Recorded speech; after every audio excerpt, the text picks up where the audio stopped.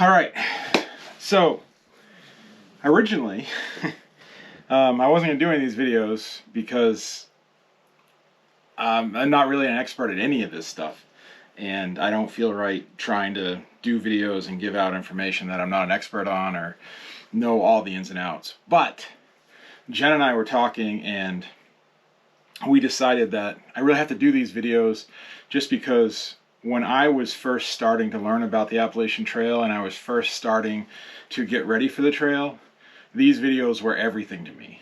So for what it's worth, I'm going to do my best for this video and talk about footwear and what I'm going to be taking on the trail and the process that led up to what I'm taking. So originally, you guys had seen me making my training videos with my topos. I love these topos. So these are the Terra Venture 4s. These are 11.5 men's shoe. And I've got hundreds of miles on these shoes, and I've worn through a couple of them. They don't make these in a wide. They don't make these in a wide, and there's not a lot of room in the shoe. So in warm weather, warm conditions, these shoes are great.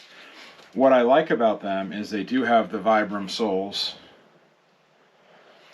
For what that's worth, well, let me hold it right side up. I don't know if that's right side up for you. I think they grab really well, better than the Altras. Jen disagrees, so it's really personal preference as to what you think grips better, but I really like the Vibram soles.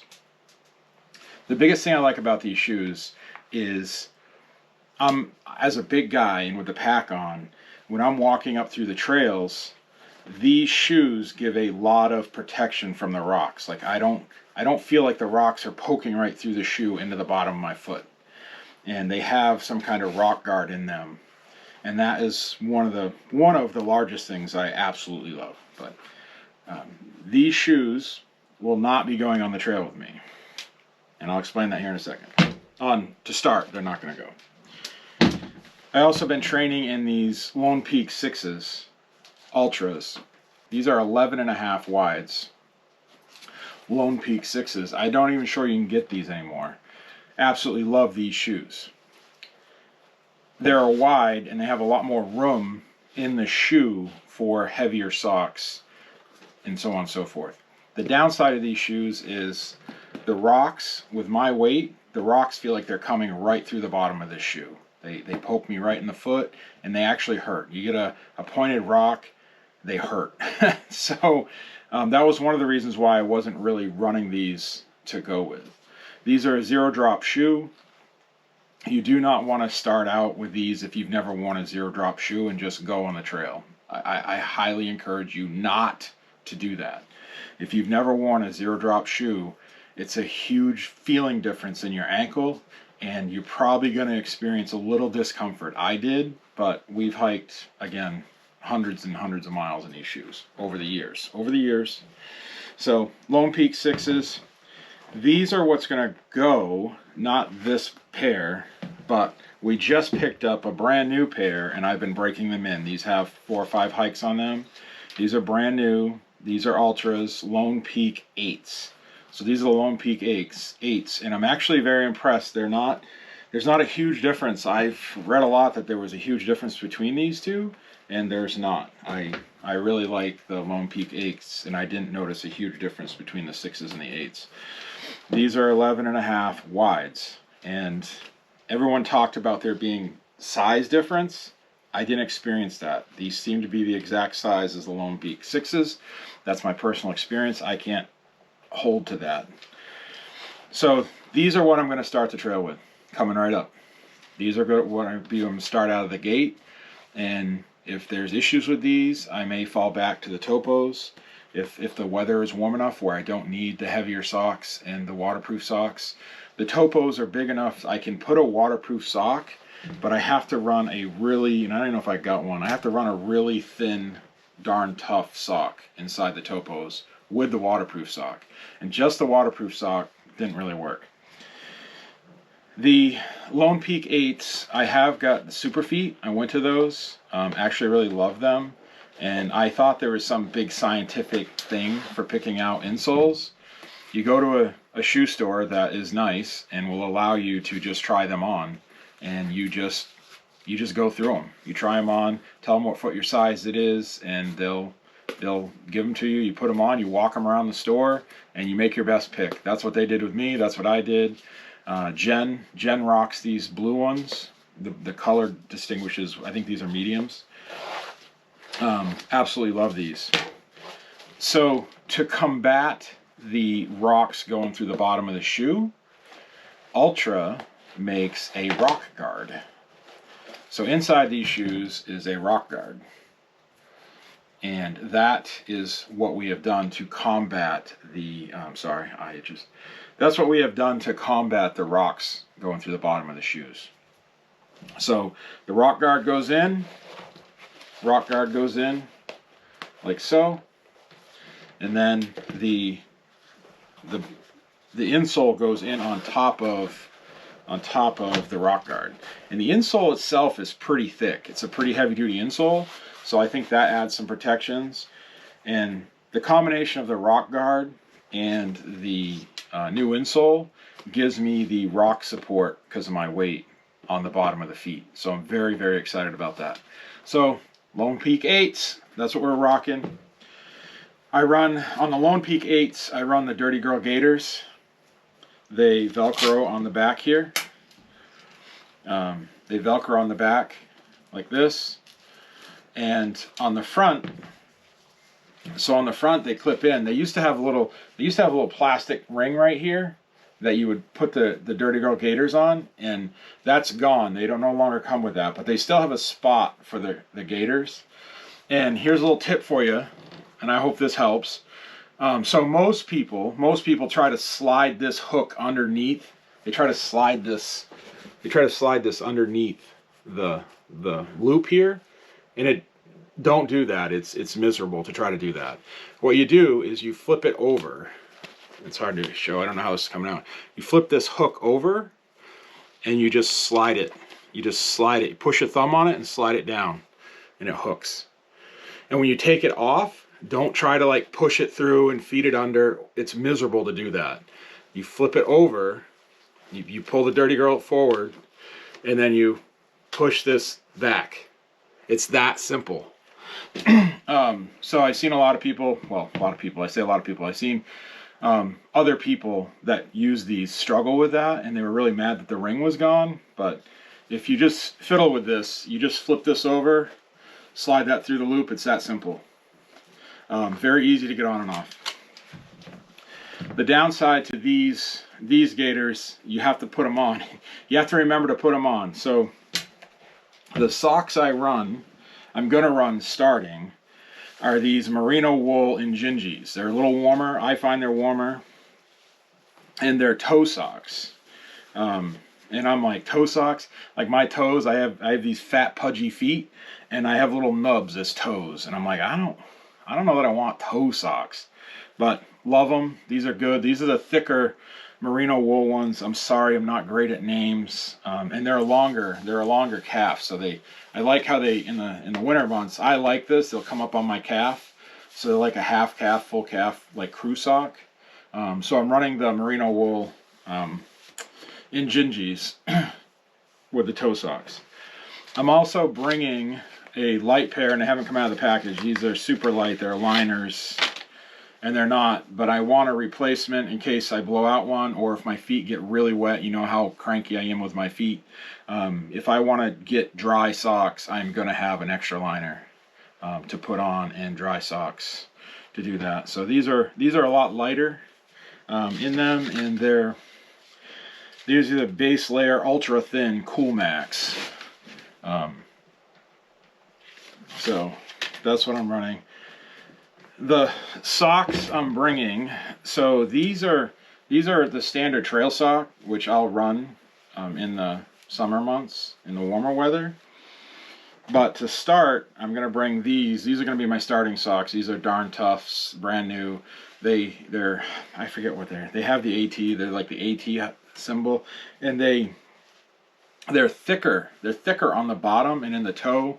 They have a little bit more cushion. They have a little bit of a cushion on the bottom. I really like them a lot, and they're a little warmer. than just the summer Darn Toughs. And then I'm also bringing the Darn Toughs. This is a thicker winter sock, so I'm bringing this as well. And I can run this thick sock inside my waterproof socks, and then put my waterproof socks inside these shoes because of the wides. I have room for that. And that is what I'm running for shoes. I have these Crocs. These are going to be my camp shoes. And water fording, like if we only have like one stream or something to go through and my feet are totally dry and it's a dry day and I really believe that my feet are going to stay dry for the day, I will go across the rivers or streams in these Crocs. And when you go across the river or stream, you want to make sure you lock the heel thing so that the Croc doesn't get washed off as easy. You just hook that on your heel and you're good to go. Normally you run this up like that, and for just running around, they work like a slipper. These are actually really comfortable. At first I really didn't like them because of my fat pudgy feet, but we just buy a little bit bigger ones. These are 12s. We just buy a little bit bigger Croc, and they're really easy to slip on. They're great in water. The water just runs out of them, and they have these little nubbits in them, and the little nublets in it, they just feel good on your feet. Love those. I wanted to talk a little bit about the meltdown on the trail hike, the hike we just did in the cold. We went out and did our Shakedown hike, and it was, 18, 19 degrees during the day, maybe in the low 20s when we were hiking, and the brook just turned into a swamp. I mean, you were straight up it was like a 4-mile stretch. And I actually, watching the video, I realized I didn't really film a whole lot of it. You were just walking up a brook the whole way. I'm out there in these things in 20-degree weather. It's going to be getting 13 degrees out that night. My frustration with wearing those shoes, we were wearing those shoes because we were training. This is what we're going to take on the trail. We can't just run back home and throw on a different pair of shoes, or wear one pair of shoes for today and then wear another pair of shoes for tomorrow. We were out there training with shoes we're going to take. My feet were so cold and so wet walking up through that water, and it was so much work trying to keep your feet dry. And you're like, well, if your feet are wet, just walk up through it. And I agree with you on that, but it was so cold. Like, if I could keep my feet out of the water, my feet would warm up some. The point to all this ramble is there are proper foot attire for being out there in that stuff. And I own them, and I walk in them, I snowshoe in them, I shovel snow in them, I plow for hours on end in them, out in the snow and the elements, and my feet are nice and toasty.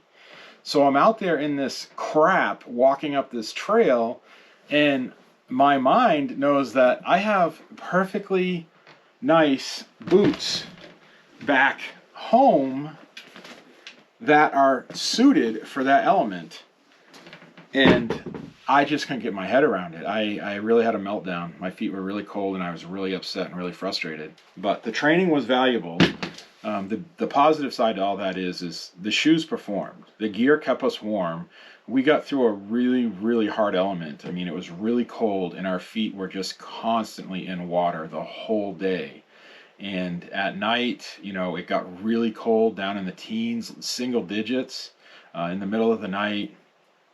And our gear worked. Our gear got us through that night. So we know we can make it through a night on the trail if it was to ever get that cold down in Georgia. And I hope it don't get that cold in Georgia. I really hope it don't. So in our videos, the comment section is very active, and we enjoy it. Jen fields a lot of those. I'm not great in that department, but I do answer some of them. I do read them. Wendy reads them. We all reading the comments, and there's a lot that goes on down there, and we're really excited for all the positive comments and stuff we've had in those videos. But I've had a lot of questions on the Topo Gaiters. So the Gaiters that I run on my Topos. These are made by Topo. They come made for the shoe. And at first I got them. When you get them brand new, these Topo Gaiters are really stiff. The material's really stiff and thick, and you're like, what the heck? Like, I'm supposed to put that around my foot? But they're really nice. After you wear them and get them broke in, they're really nice. And some of the good features are They attach by these hooks. You hook these in like this. I got this on the right shoe and they're labeled left. This is for the left. I'm trying to put it on the right shoe. So let me grab the left shoe. So this is the left shoe. So, you know, they labeled L for left foot. And you hook these hooks in on the back like so. You hook this hook in. You hook this hook in over here on the back. And then your foot's in here. And then you wrap this around your foot. And what happens is you hook this piece right here. This hooks in this ring. So all the topos have this actual ring. I don't know if this is coming out. So you actually hook this in the ring right here, like so. And then your foot's down in there. And then you can wrap this around your foot. You can wrap this around your foot and you can adjust it to how you want it. You can pull it, you know, you can undo it. And the Velcro is amazing. You can pull it tighter and really wrap your foot. You can run it loose, however you want to run it. And they're really nice and they're customizable that way. The nice thing with this is you can actually take these all off without having to take all your socks and everything down and off. And so that's the nice thing. Putting these on when your shoes are on, putting them on can be a little challenging because you're like reaching around, you know, you reach around behind your foot and everything. But once you get the hang of it, they're really nice. And what I like, the other thing I like about these is the adjustable Velcro. You know, you can adjust how much strength you're putting on your ankle. But this material and being stretchy, and because you can adjust that strength, it gives you a little bit, I don't want to say support it. It gives you like this, I guess it's support. You know, you get this material wrapped around your ankle and it's not just the shoe. So it feels nice actually. To me, it feels good. Like it feels like you have a little bit of support there. And I'm sure it's so minute. It's not, you know, because it's just this flimsy, I don't want to say flimsy. It's this really stretchy nylon material. But that's what I feel. I feel a sense of support there and it feels good. It's comforting actually. So the material is really comfortable going around your shoe. The one complaint I have about the Gaiter is that when you're walking and the shoe's flexing and you're going over rocks and stepping over roots and all that and you're really bending your foot, this front hook always comes off, like, and you're constantly readjusting that. And I would make some hacks for it if I was going to continue to use them. One, you can see the gap here on the hook is really wide, and it don't need to be that wide for this little piece of this little hook here. So I would take a pair of pliers and squeeze this a little bit and make it a little bit more narrower and make it harder to come off. And that's one thing I would try to do. But doing that, you'd make it harder for it to hook into that loop in the front. And it happens enough to be annoying. I mean, this front hook coming off happens enough to be annoying. Hooking it down. And if it's not hooked down on the front, so much stuff is coming up underneath the shoe because this settles back and you constantly kind of got to keep an eye on it. And the front gets flopping around and it doesn't feel right. So that's my one big gripe with the Gaiter, is that when you're walking, just the movement of my feet, other people may not experience it, but this hook constantly gets undone. All right, the Dirty Girl Gaiters, they don't offer, like, this material is so soft and you can't like put any pressure around your ankle, so you don't really get any kind of support or feeling of support from the Dirty Girl Gaiter. But I absolutely love these. They're soft, they're light, they're super light, they're easy to use, they're easy to go on. You just have to remember to put them on, which I inevitably always forget. I'll get my socks on, I'll get my shoe all laced up, and then I haven't got this on. So then you got to take the shoe off and you got to get this slip over your socks. So with this Gaiter, you just put it on after the fact, and you can take it off too. If you're just walking down a road and you don't want this on your shoe anymore, you want it to dry out, you can just reach down and take it off your shoe without having to undo your entire shoe. So, yep. And I suppose you could probably slide this over your shoe, but I just think it'd be too hard on the Gaiter to do that. So, All right. Thank you all for watching. Hope this was helpful. See you out there.